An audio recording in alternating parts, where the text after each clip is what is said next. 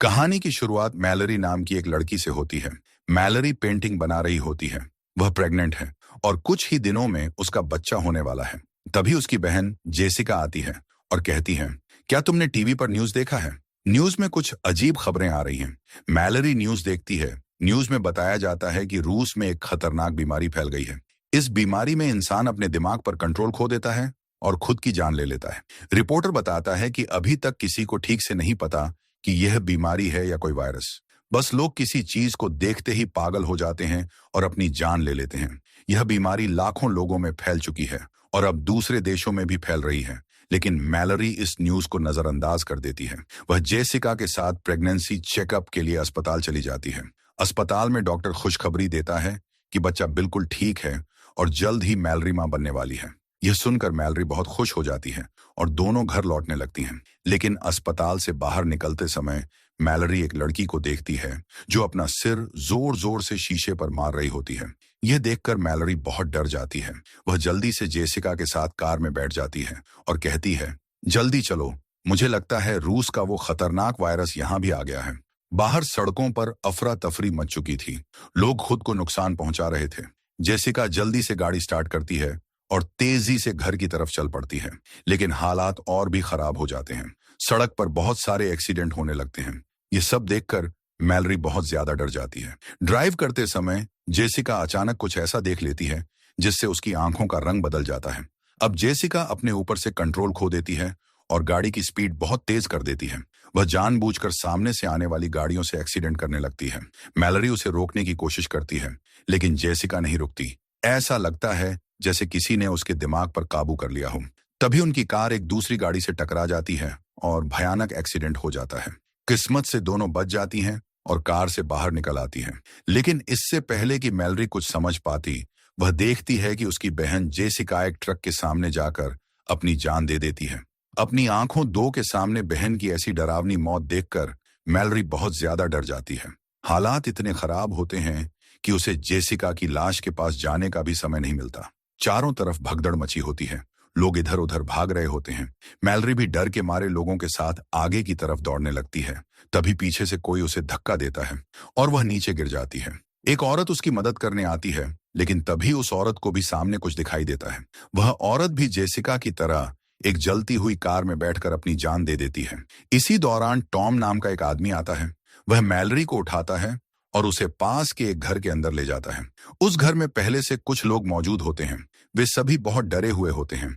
सब एक दूसरे से पूछते हैं कि आखिर हो क्या रहा है, लेकिन किसी को कुछ समझ नहीं आता। फिर वे टीवी चालू करते हैं। न्यूज में बताया जाता है कि बाहर कोई ऐसी चीज मौजूद है जिसे देखते ही लोग पागल हो जाते हैं और खुद को मार लेते हैं। रिपोर्टर बताता है कि यह वायरस पूरी दुनिया में फैल चुका है। जो लोग अभी तक संक्रमित नहीं हुए हैं, उन्हें घर की सारी खिड़कियां और दरवाजे बंद रखने चाहिए और बाहर बिल्कुल नहीं निकलना चाहिए।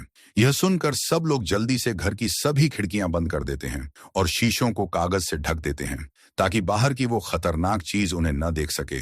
इसी तरह 3 दिन बीत जाते हैं, लेकिन अभी तक किसी को समझ नहीं आता कि यह सब क्या हो रहा है। सभी लोग घर के अंदर डरे और परेशान बैठे रहते हैं। तभी बाहर से दरवाजे पर खटखटाने की आवाज आती है। एक लड़की रोते हुए कहती है, प्लीज दरवाजा खोल दो। टॉम दरवाजा खोलने जाता है, लेकिन डगलस उसे रोक देता है। उसे डर होता है कि कहीं वह लड़की संक्रमित न हो। तभी मैलरी डगलस पर बंदूक तान देती है और टॉम से कहती है कि दरवाजा खोलो। टॉम दरवाजा खोल देता है और लड़की अंदर आ जाती है। उस लड़की का नाम ओलंपिया होता है। ओलंपिया भी प्रेग्नेंट होती है। जब उससे पूछा जाता है कि तुम आंखों पर पट्टी बांधकर यहाँ कैसे पहुंची, तो वह बताती है कि उसका खाना खत्म हो गया था, इसलिए वह एक एक घर का दरवाजा खटखटाते हुए यहां तक आई। यह सुनकर डगलस कहता है कि उन सभी का भी यही हाल है, क्योंकि वे पिछले 7 दिनों से इसी घर में फंसे हुए हैं और उनके पास भी खाना खत्म होने वाला है।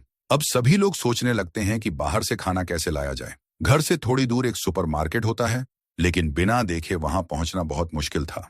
तभी घर का मालिक बताता है कि घर के बाहर सीसीटीवी कैमरे लगे हुए हैं।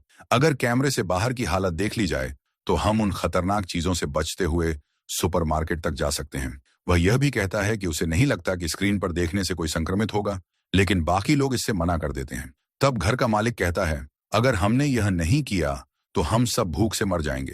यह सुनकर बाकी लोगों को भी उसकी बात सही लगती है। वे उसे कुर्सी से रस्सियों से बांध देते हैं ताकि अगर वह संक्रमित हो भी जाए तो खुद को नुकसान न पहुंचा सके। फिर बाकी सभी लोग उसे वहीं छोड़कर दूसरे कमरे में चले जाते हैं। वह आदमी अकेले स्क्रीन देखने लगता है। कुछ देर बाद स्क्रीन पर हवा का एक अजीब सा झोंका दिखाई देता है। तभी उस आदमी के चेहरे के भाव बदलने लगते हैं। थोड़ी ही देर में उस आदमी की आंखों का रंग बदल जाता है। फिर उस कमरे से जोर जोर से चिल्लाने की आवाज आने लगती है। आवाज सुनकर बाकी लोग उसके पास भागते हैं, लेकिन उनके पहुंचने से पहले ही घर का मालिक अपना सिर सामने रखी टेबल पर मारकर खुद को मार लेता है। यह सब देखकर सभी लोग बहुत डर जाते हैं। अब उन्हें समझ आ जाता है कि इस खतरनाक चीज को चाहे सामने देखो या फिर स्क्रीन पर, यह इंसान को मरने पर मजबूर कर देती है। इसके बाद वे लोग मॉनिटर स्क्रीन तोड़ देते हैं ताकि गलती से भी कोई उसे न देख पाए। एक और दिन ऐसे ही बीत जाता है। अब सबकी हालत भूख की वजह से बहुत खराब हो जाती है, इसलिए वे सुपरमार्केट जाने का दूसरा प्लान बनाते हैं। टॉम कहता है कि हम जीपीएस की मदद से कार चलाकर सुपरमार्केट तक पहुंच सकते हैं। फिर वे लोग कार के सभी शीशों को पेंट से ढक देते हैं ताकि न वे बाहर देख सकें और न बाहर से कोई उन्हें देख पाए। इसके बाद 5 लोग जीपीएस की मदद से कार लेकर बाहर निकलते हैं और बिना सड़क देखे धीरे धीरे आगे बढ़ते हैं। पूरा शहर अब सुनसान हो चुका होता है। सड़कों पर चारों तरफ लाशें पड़ी होती हैं। कुछ दूर जाने के बाद कार तेजी से हिलने लगती है। कार के सेंसर बताते हैं कि चारों तरफ से उन खतरनाक चीजों ने कार को घेर लिया है, लेकिन टॉम हिम्मत नहीं हारता और गाड़ी चलाता रहता है। काफी मुश्किल से वे लोग सुपरमार्केट तक पहुंच जाते हैं। वहां वे आंखों पर पट्टी बांधकर कार से उतरते हैं और स्टोर के अंदर जाते हैं। अंदर पहुंचते ही सबसे पहले वे खिड़कियां और दरवाजे बंद कर देते हैं और फिर आंखों की पट्टियां खोलते हैं। स्टोर के अंदर खाने पीने और जरूरी सामान की भरमार होती है। यह देखकर सभी बहुत खुश हो जाते हैं और जितना हो सके उतना सामान इकट्ठा करने लगते हैं। यहाँ मैलोरी और टॉम आपस में बात करते हैं। टॉम एक अच्छा इंसान होता है और उसी ने मैलोरी की जान बचाई थी। उनकी बातों से साफ हो जाता है कि वे एक दूसरे को पसंद करने लगे हैं। इसके बाद दोनों भी अपने अपने लिए जरूरी चीजें ढूंढने लगते हैं। मैलोरी को स्टोर में एक पिंजरे के अंदर 3 पक्षी मिलते हैं। वह उन्हें अपने साथ रख लेती है। तभी स्टोर के दरवाजे पर कोई खटखटाता है। डर की वजह से कोई भी दरवाजा नहीं खोलता। बाहर खड़ा आदमी रो रो कर कहता है, प्लीज दरवाजा खोल दो। सबको उस आदमी पर दया भी आती है और डर भी लगता है कि कहीं वह संक्रमित न हो, इसलिए सब लोग दरवाजे के पास तैयार खड़े हो जाते हैं ताकि अगर जरा सा भी शक हो तो उसे मार सकें। जैसे ही वे दरवाजा खोलते हैं, वह आदमी जबरदस्ती अंदर घुसने लगता है और कहता है, वे मॉन्स्टर बहुत खूबसूरत हैं, तुम सबको उन्हें देखना चाहिए। ये सुनते ही सब समझ जाते हैं कि वह आदमी भी संक्रमित है। अब उसे बाहर निकालना मुश्किल हो जाता है। तभी चार्ली सबको बचाने के लिए उस आदमी को जोर से धक्का देकर बाहर निकाल देता है और खुद भी उसके साथ बाहर चला जाता है। बाहर वह आदमी चार्ली को बेरहमी से मार देता है। चार्ली अपने साथियों की जान बचाने के लिए अपनी जान दे देता है। यहाँ मैलोरी ध्यान देती है कि जब मॉन्स्टर पास आते हैं तो पक्षी शोर मचाने लगते हैं। अब ये पक्षी उनके लिए एक बड़ा सहारा बन जाते हैं। इसके बाद बचे हुए 4 लोग राशन लेकर वापस लौट आते हैं। चार्ली की मौत से सभी बहुत दुखी होते हैं। अब रात हो जाती है। सब लोग अपने अपने कमरे में चले जाते हैं। तभी फिर बाहर दरवाजे पर कोई खटखटाता है। ओलंपिया को पता चलता है कि बाहर कोई है और वह बिना सोचे समझे उस आदमी को घर के अंदर ले आती है, लेकिन मैलोरी उसे देख लेती है और बंदूक से शूट करने की धमकी देती है।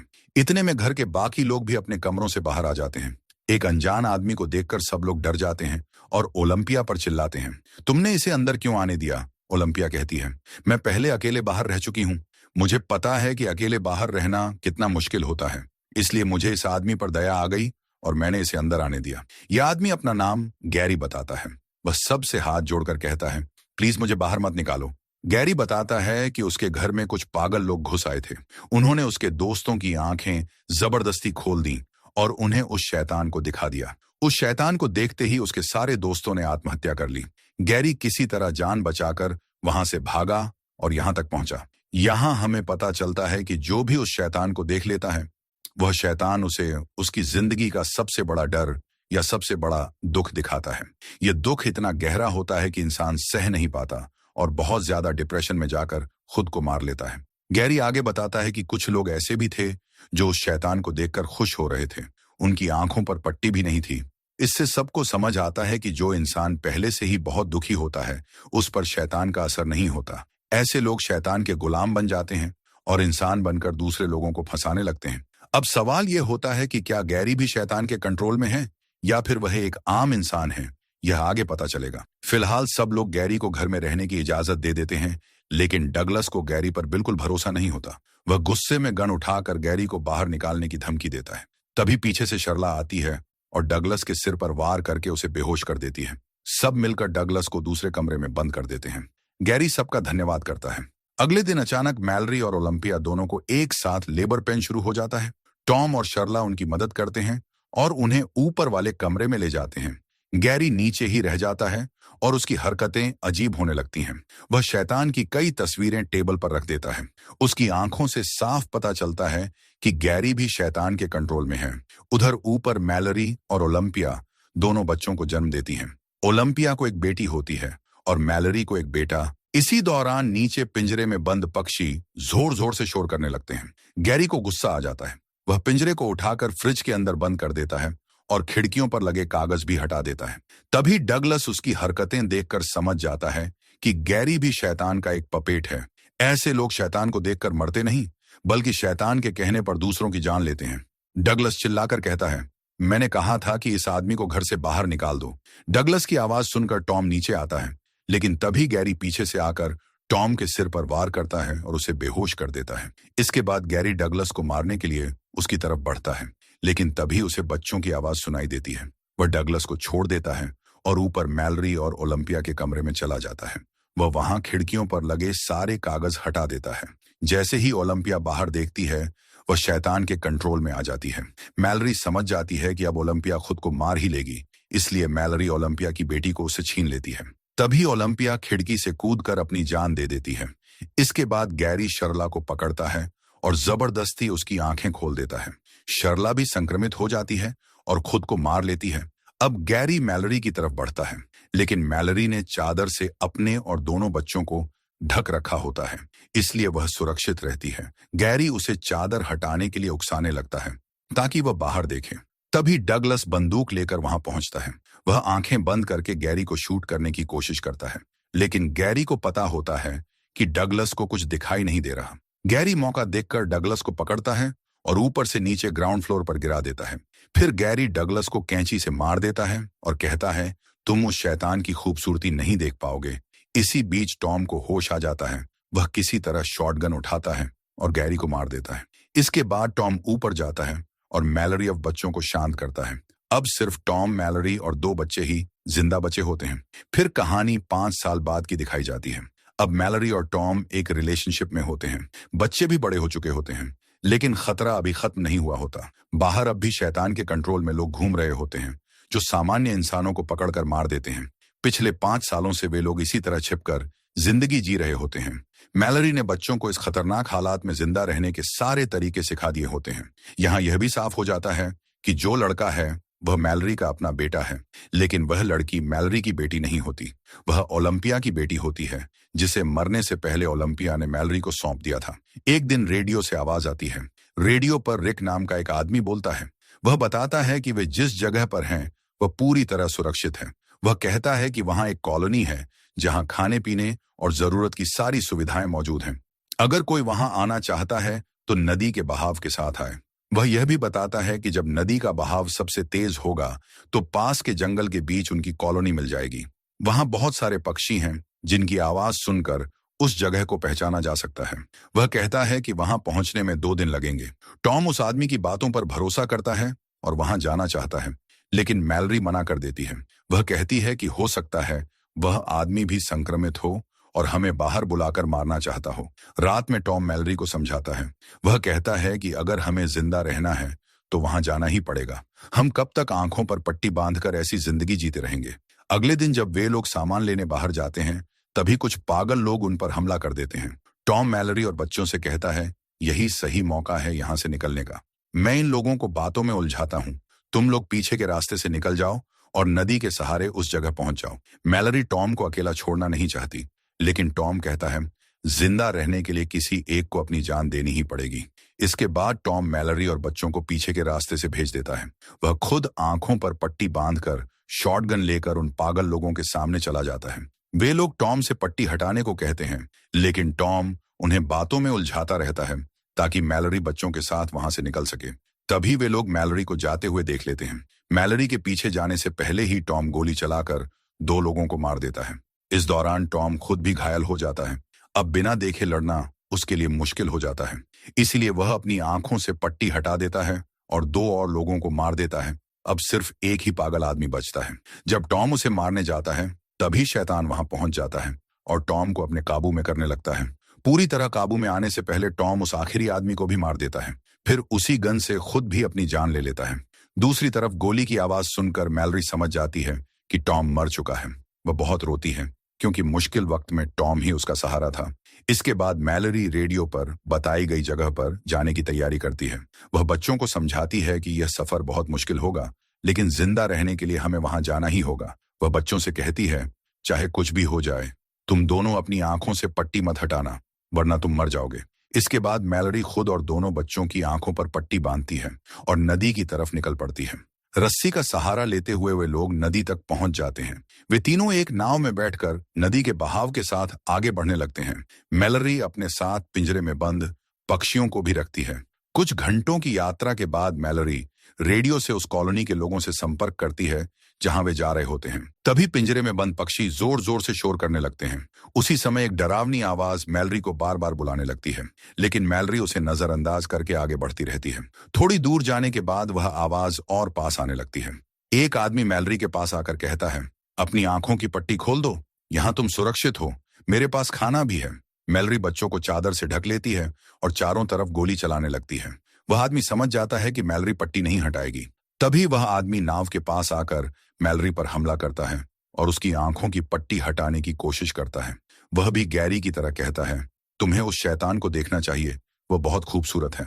मैलरी खुद को बचाने के लिए हथियार से उस पर हमला करती है और उसे मारकर वहां से निकल जाती है। लगातार सफर करते हुए 24 घंटे बीत जाते हैं। मैलरी और बच्चे बहुत थक जाते हैं। तभी अचानक नाव एक ट्रक से टकरा जाती है। इससे मैलरी का बेटा और खाने पीने का सामान पानी में गिर जाता है। मैलरी अपने बेटे को तो बचा लेती है, लेकिन सारा खाना नदी में बह जाता है। यह देखकर मैलरी बहुत परेशान हो जाती है, क्योंकि बिना खाने के वे मर सकते थे। इसीलिए वह खाना ढूंढने के लिए नाव को नदी के किनारे लगाती है। वह बच्चों से कहती है, तुम दोनों यही नाव पर रहना और आंखों की पट्टी बिल्कुल मत हटाना। मैलरी रस्सी बांधकर जंगल के बीच एक घर में जाती है। वहां उसे कुछ खाने पीने का सामान मिल जाता है, लेकिन वापस लौटते समय शैतान उसके पीछे लग जाते हैं और इंसानों की आवाज में उसे बुलाने लगते हैं। मैलरी गोली चलाते हुए तेजी से वहां से भागती है। गोली की आवाज सुनकर ओलंपिया की बेटी खुद को रस्सी से बांधकर नाव से उतर जाती है और मैलरी को ढूंढते हुए सीधे शैतान की तरफ चली जाती है। तभी मैलरी उसे खींचकर वापस ले आती है और गुस्से में कहती है, मैंने कहा था नाव से मत उतरना। इसके बाद वे तीनों फिर से अपना सफर शुरू करते हैं। अब वे 42 घंटे से लगातार यात्रा कर रहे होते हैं। मैलरी बच्चों को बताती है कि आगे नदी में ढलान आएगा और पानी का बहाव बहुत तेज होगा, इसलिए नाव को मजबूती से पकड़ना। थोड़ी देर बाद नदी का बहाव सच में तेज हो जाता है। वे नाव को कसकर पकड़ लेते हैं, लेकिन रास्ता बहुत खतरनाक होता है। अचानक उनकी नाव पलट जाती है और तीनों पानी में गिर जाते हैं। पानी में बहते हुए मैलरी अपने बेटे को पकड़ लेती है। ओलंपिया की बेटी किनारे पर पहुंच जाती है और मैलरी को आवाज देती है। आवाज सुनकर मैलरी उसे भी ढूंढ लेती है। इस तरह वे सबसे खतरनाक रास्ता पार कर लेते हैं। अब उनकी मंजिल पास होती है। वे जंगल में आगे बढ़ते हैं और तभी पक्षियों की आवाज सुनाई देती है, जैसा रेडियो में बताया गया था।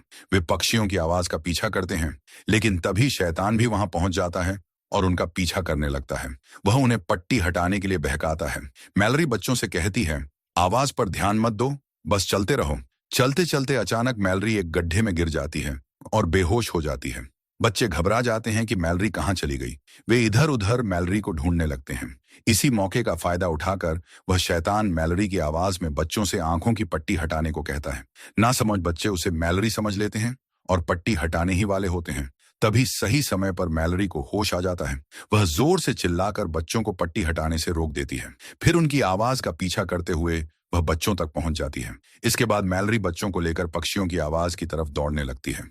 वह शैतान लगातार उनके पीछे पड़ा होता है और उन्हें कॉलोनी में जाने से रोकने की पूरी कोशिश करता है, लेकिन मैलरी और बच्चे उसकी आवाज को नजरअंदाज करते हैं और आखिरकार उस सुरक्षित जगह तक पहुंच जाते हैं।